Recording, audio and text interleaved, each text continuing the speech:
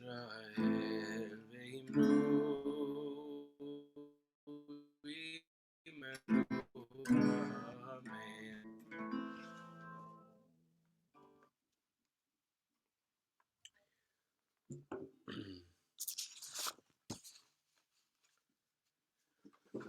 Shabbat Shalom, everyone, and good to be here with you all. I want to share a few words about our Torah portion. For those who are off video, I'll encourage you to be on video if you're able. It'd be good to see your faces as we talk together here, as you're able. The book of Shmot, of Exodus, begins this week, and its namesake, Shemot, means the names, as we recount all the names of those who made their way from Israel to Egypt, from Jacob's family that went down to Egypt in the time of the famine. Reuven, Shimon, Levi, Yehuda, Yisachar, Zivulun, Binyamin, Dan, Naphtali, Gad, and Asher, 70 people all together with them. And of course, Joseph was there already. And we learn in our Torah portion right away that Joseph died, Vayamot Yosef, V'chol Echav, and all of his brothers, V'chol Hador Hahu, and all of that generation. And so one door closes, but another one opens, as we then learn that the Israelites were fertile and prolific. They had a lot of babies, and they multiplied, and they increased greatly, so that the land was filled with them. Vatimale haaretz otam. And a new king arose over Egypt, who did not know Joseph. And let's focus in on these next lines. And Pharaoh said to his people, "Look, the Israelite people are rav ve'atzum mimenu. They are too numerous for us. Hava nitchakma lo. Let us deal shrewdly with them. Let's outsmart them, so that they may not increase. Otherwise, in the event of a war, they may join our enemies in fighting against us and gain ascendancy over the country. So they set taskmasters over them to oppress them with forced labor, and they built garrison cities for Pharaoh, Pitom and Ramsey. But the more the Israelites were oppressed, the more they increased and spread out, so that the Egyptians came to dread the Israelites. Vaya'avidu Mitzrayim et bnei Yisrael beferach. The Egyptians ruthlessly imposed upon the Israelites many labors that they were to perform. They made life bitter for them, as in maror that we eat on Passover. Vayimareru et chayehem. They embittered their lives with harsh labor, and so they built. And Pharaoh then sought to kill all the Israelite boys. And we learn of Moses, the baby, who is saved by his mother, by his sister Miriam, and by Pharaoh's daughter. And so is the beginning of the Exodus.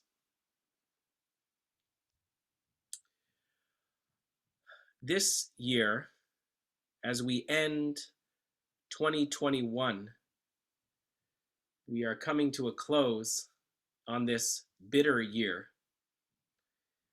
I read these lines a little bit differently.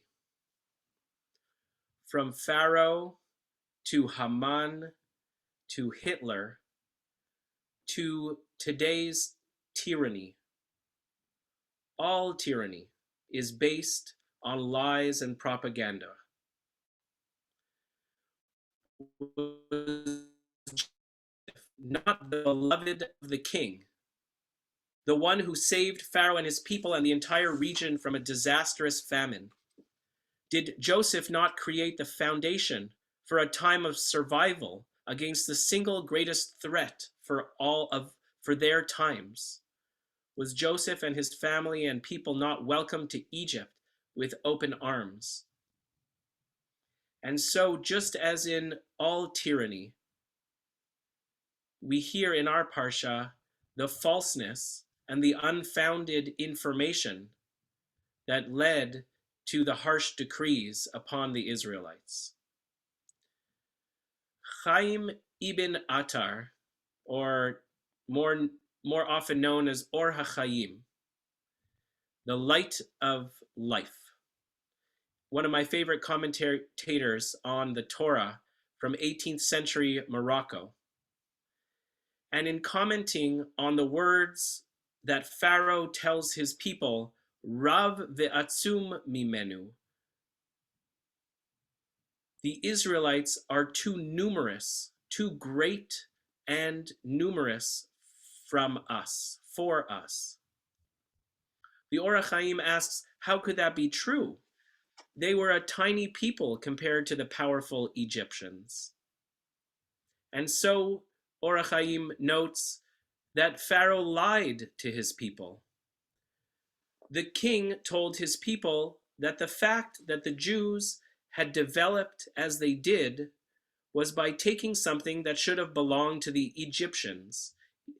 Or HaChaim understands that word mimenu, from us, as meaning the Egyptians, that Pharaoh told the Egyptians that they took something from us. Pharaoh wanted to forestall any argument by his countrymen who might protest the injustice of suddenly declaring part of their citizenry as inferior, as slaves. To that end, the Or HaChaim continues, he told his people that the Jews were actually owned by the Egyptians. The Jews were owned by the Egyptians, who had fed them during the years of famine and enabled them to not only survive, but to thrive. How the tables have turned. Was it not the Jews who helped the Pharaoh and his people? Was it not Joseph? But no, this Pharaoh, this new Pharaoh, claims that no, the Jews were owned by the Egyptians, and it was the Egyptians that helped the Jews.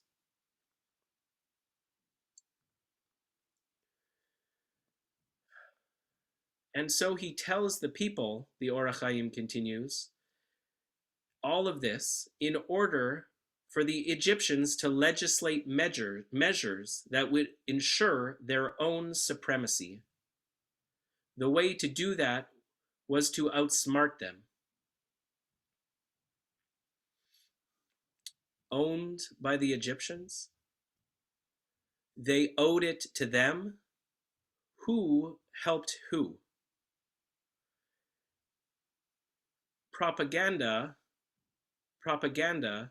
false information leads to harsh action, where they are then tyrannized, oppressed, and made to work bitterly at the hands of taskmasters. Now, our Torah, Pharaoh, was thousands of years ago. What could any of this possibly have anything to do with us? What might it tell us in this moment, from Morocco, 18th century, to thousands of years ago? But I don't think I really need to spell it out.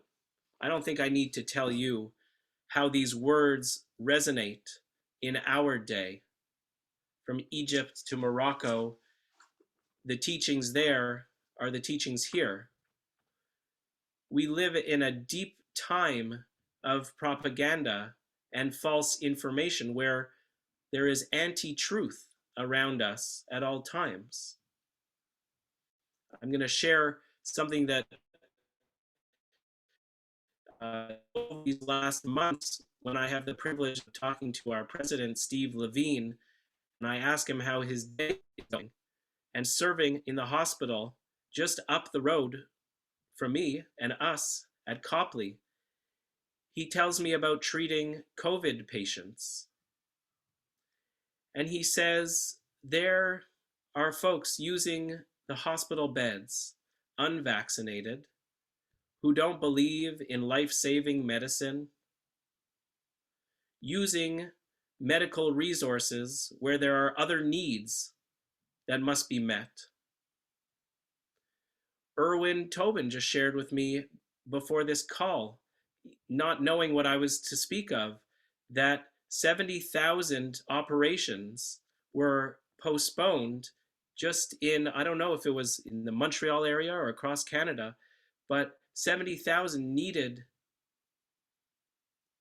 procedures, all because folks won't get vaccinated, won't take the life-saving measures to help each other. And here we are coming up on a certain anniversary of January 6th, where those fed lies and propaganda made their way to the US Capitol to undermine democracy. Just two examples of what we are facing in the 21st century.